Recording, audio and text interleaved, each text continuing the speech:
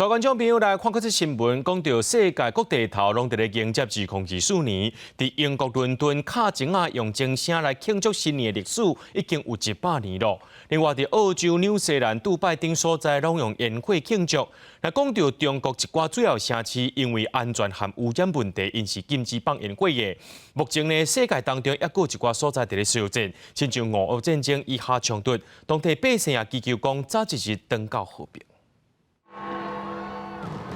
2024透早饭店，英国伦敦的大本钟响起新年钟声。同时间，英国广播公司 BBC 也当进行跨年共钟仪式宣布，这项传统已经100周年，大约10万人伫星空下看这场15分钟夜空演出，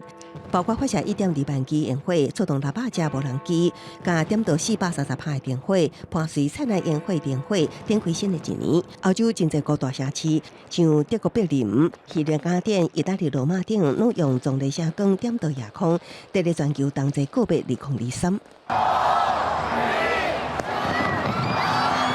澳洲雪梨港湾大桥雪梨歌剧院以传统烟火甲电火表演迎接2024，现场超过100万人，相当雪梨人口1/5，同齐欣赏。当局部署真侪警力维安，根据政府资料，当年全球有4.25亿人受判搁监保到大选。同一波庆贺跨年，也有纽西兰上大城市奥克兰的天空塔，以500斤的烟火继续放大约5分钟。奥克兰海关大桥也予照光。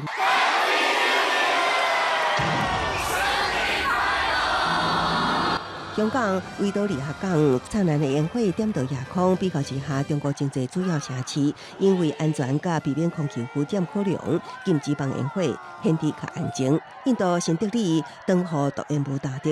跨年烟火，互人伫喜庆中不免烦恼健康受影响。泰国曼谷招 PA 和举办跨年到大送活动，为元旦到跨年吸引110万外国游客，即庆收入比去年同期增加6成。